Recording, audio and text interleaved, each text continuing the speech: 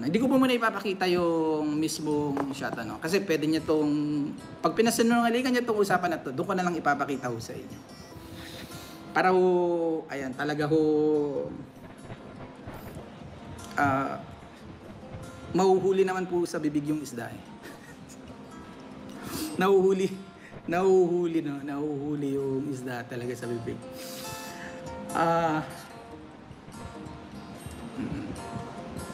Eto na. So, ang message si Kuya is, Kuya, send na lang GCash. Ayan. So, siguro may pinag-uusapan sila dito. Screenshot mo kasi ito. Kuya, send na lang GCash. O sige, na-send na Dave, sabi nung kinukuhaan niya. Kuya, paabot 1K sa akin bukas. Ehe. Ayan. Sabi nung okay, sige. Tapos reply niya, hehe. Tapos nag-reply uli yung kausap niya. Anong oras mo hatid bukas? 6:30. Hehe. Tapos reply uli nung kausap, yung side na lang yan ang iparepaint. So pinag-usapan nila dito motor, no? Yung side na lang yan ang parepaint mo, tsaka yung sa head niya. Ipagaya mo sa kulay ng Click V3 fairings. Parepaint mo din pearl white. Ayan, bumagay talaga ng gusto. So dito may pinag-uusapan silang GCash. At ayan, Kuya paabot 1K sa akin. So, portion ng padala kukunin daw niya. Ito September pa to, September 25, 11:12 PM. Nag-message si Kuya dito. Kuya, pwedeng pa-cash out ng 2K. So, other transaction ko. Pwedeng pa-cash out ng 2K. Sabi nung kausap, o sige, kunin mo bukas. Sabi ni Kuya, wait lang, hehe. Bukas na lang Kuya, hehe. Sabi niya. Ang reply nung kausap niya, o sige. Anong oras? Ayan. Tapos ang reply ni Kuya Dave, excited na ako sa flarings. Ayan. So about sa motor pa rin ang pinag-uusapan nila. At ayan. 7 pasok ko bukas. Ito, September 26. Nag-reply si Kuya Dave, sabi niya, Kuya, na-send na? Ayan. Mamaya ko na lang kunin. Siguro hehe to, no? Sabi ni nung kausap niya, check ko. Meron na. So, may tinutukoy na paparating na pera. So, dito, alam ni Dave na may paparating na pera. Kaya, ayan, check ko. Oo, meron na. Ayan. Mamaya ko na lang, babalikan ko lang po Kuya, na-send na? So, may tinatanong niya yung kausap niya na kung meron na daw bang dumating. Mamaya ko na lang kunin. Hehe. So, sabi nung kausap niya, check ko. Tapos reply niya, sabi niya, dagdag pa niya, meron na. So, dumating na yung cash, no? Anong oras uwi mo, Kuya? Kauwi na ako. Ayan. So, may tinatanong si Kuya Dave dito, maganda yung breaker, Master. Siguro yun yung niya dun sa kausap niya. Dahil siya yung nag-aayos ng kanyang motor. Maganda yung breaker, Master. Oo, sabi nung kausap. Kuya, pwedeng pa-cash out. So, another cash out. No? Magkano ba? Mag-add ka na lang pang fee, no? Binabayaran ko yun eh. 20 pesos lang kada 1K. So, inaano niya na yung fee siguro ng GCash transaction, kapag nagka-cash out, 20 pesos. So, sinasabi na itong kausap na mag-add ka na lang pang fee. Siguro sa dami nung tapos mag-fee pa siya ng 20 pesos. Kawawa naman yung pinapadalan, mag-aabono pa. Anyway, magkano ba? Mag-add ka na lang ng pang-fee, no? Hahaha. Binabayaran ko yun eh. 20 pesos kada 1K. Ayun, na-send na pala. Ayan. Okay. Magkano? Sabi ni Dave. Doon ko na lang ibawas do. Bali, 60 yan, mababawas doon. 60? O magkano yun? Kung 20 pesos per 1K, so 3,000 malamang. Kasi 60 pesos eh. Bigyan na lang kita, sabi ni Dave, no? Tapos sabi niya, sige. Pwedeng kunin ngayon, sabi niya. So, gusto daw niyang kunin ngayon. Siguro Monday, Tuesday, ipapagawa ko na lang pagka nasa ibang bansa ka. Pag nasa ibang bansa, ano kaya pinag-usapan nila dito? Sige Kuya, baka yung ipapagawa ko na lang pagka nasa ibang bansa ka. Siguro na pumunta sila sa dito. Sa may pinuntahan nila, Katekrap. Sige Kuya, thank you. Sige kuya, thank you. Ay, yung 2K, kuya, kunin ko bukas. Hehe. So, may 2K na naman na pinag-uusapan dito. Sige, sige. Sige kuya, pahanap nga. Ayan. So anyway, marami pa akong babasahin. Pero i-cut ko na muna. Ano yung point dito? Ba't ko ito binabasa? Na may transaction. Obviously, walang 85 na buong inabot. No? Pero itong mga transaction na to is magpo-prove, magbibigay ng diin na may transaction kang ginagawa na alam mo namang illegal. I mean, alam mo namang hindi tama, no? At ito po yung mga iilan, ano? At sabi nung kausap is yung iba daw o ay kapag pupunta siya doon, in person niya na tinatanong at kinukuha or whatsoever kung ano man yung transaction nila. So, 'di ba? Tapos kung magpaliwanag ka dun sa live mo, sobrang naku-convince mo yung mga sobrang convince mo yung mga kausap mo. Well, anyway, given naman 'yon kasi syempre tatamu lang naman 'yan sa iyo. But ang sad lang kasi, paano mo nagagawang sabihin 'yon? Kasi haharap tayo sa Diyos, kuya eh. Haharap tayo sa Diyos tapos ganyan kang magpaliwanag publicly na para bang sobrang convince ka na totoo sinasabi mo. Actually, doon ako natatakot to the fact na haharap tayong lahat sa Diyos. Yun yung nakakatakot ka, Tegra.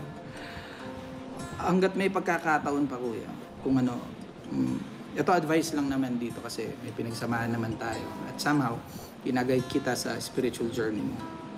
Pagsisihan mo, kuya. Pagsisihan mo yan. Kung sa amin lang, we can easily forgive you about that. Pero ikaw mismo kasi, pagharap mo sa Diyos, humingi ka ng tawad. Hingi mo ng tawad yung pagsagot-sagot. Minsan naman kasi, yung mga tanong naman ng mga wakbak, is very misleading, kaya kumbaga, kaya ganun na lang niya sagutin, no? Nakakaawa. Pero syempre, yung sagot kasi ni Dave dito, siya yung magiging responsible dun sa sagot niya. Because nag-process to sa kanyang puso, nag-process to sa kanyang isip, at nilabas niya.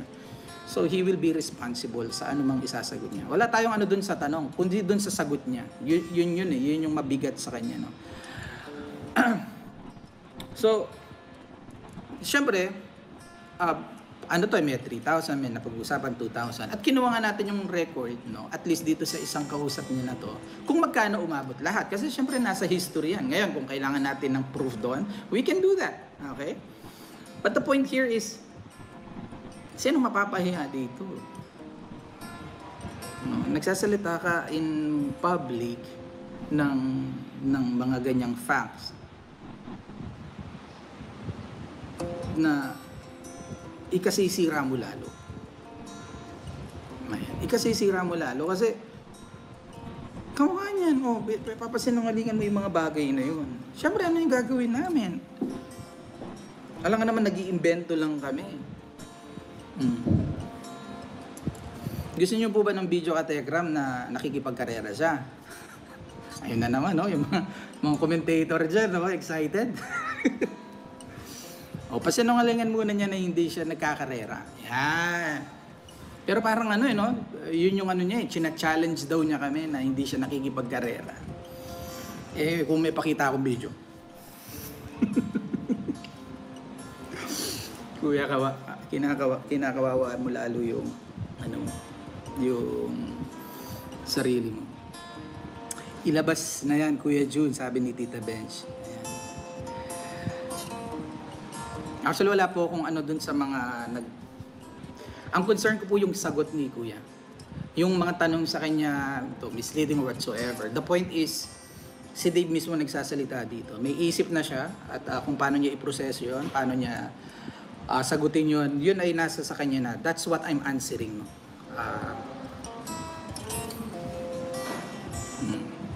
Siyempre, wala nga namang yung CCTV ng bahay, umabot ho dun sa lugar nung pinagkakakarerahan, di ba? So obviously, yung video galing ho sa iba. Ayun, hinahamon mo CCTV, Natural, walang video sa CCTV ng karerahan. May mga nagbibideo sa inyo. O paano yun?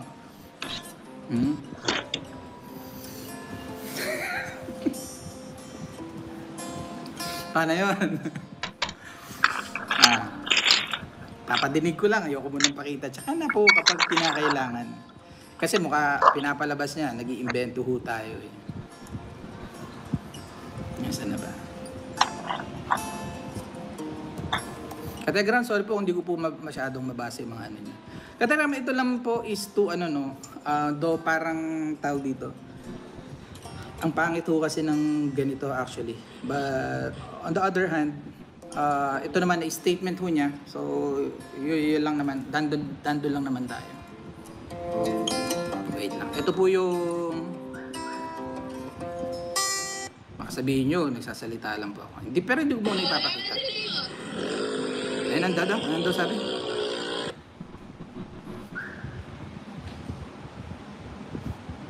Baka nga di mo pa ito napanood eh.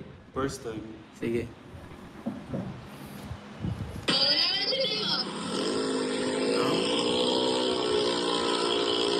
Yun, no?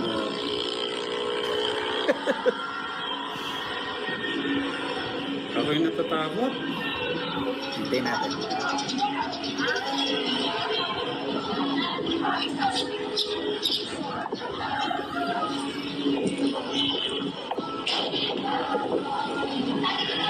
Public ano po ito? Public footage po ito.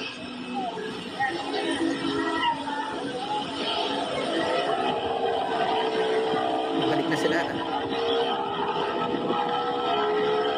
Ayun. Ano mo?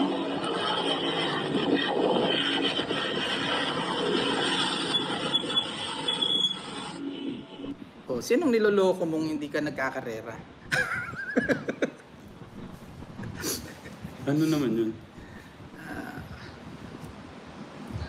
Ito yung nagpaalam siya na pupunta siya ng, ano pa yun? Pupunta siya ng bayan ba yun? Yun. Oo. Patingin nga. Yung pupunta siya, sa paalam niya, pupunta siya dun, ewan ko parang school thing. Pero ang pinuntahan pala niya itong chicks na to. Yan yung pinuntahan niya. Parang awig na sila pala, no? Pero alam ko, wala na yan. Ang ano lang dyan, Maganda rin. boom boom boom, huli, may resibo. Alam nga namang makita ho sa CCTV ho yun. So malamang tinutukoy po niyang CCTV lang doon to be specific. Yung very confidential, is yun lang yung lumalabas ng madaling araw. Ano bang nagsabing alam ko yung lumalabas ng madaling araw, yung magdo-don't watch. Yun, madaling araw. Pero ang point kasi doon, wait lang, si July Punil sabi niya, maganda ba? Yung po lumalabas, yung anong oras na umuuwi, yun po yung punto doon, yung anong oras na nakaka-uwi. Wala na sa oras yung pag-uwi. Diba?